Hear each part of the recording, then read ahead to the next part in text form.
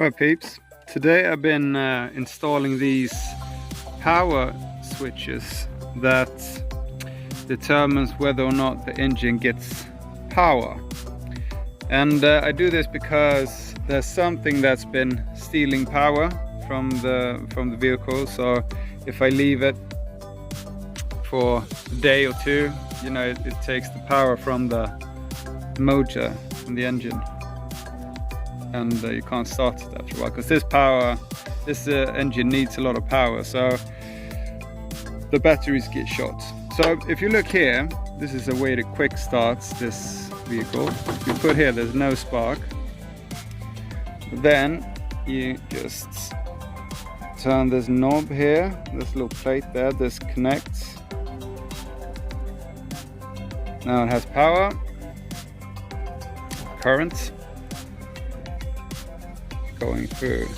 Now it has current going through it. So you put this on the negative and it will give you,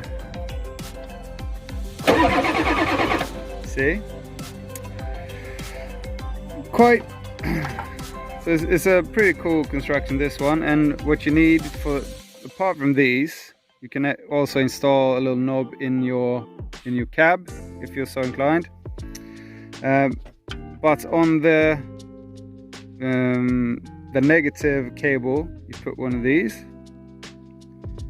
Simple. You need a little nut here, up here, to connect them.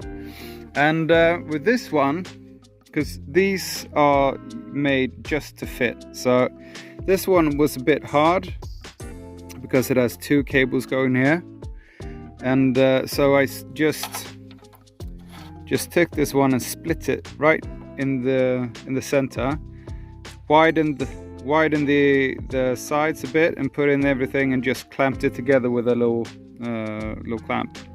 So it's pretty simple. All right, until next time, the work continues.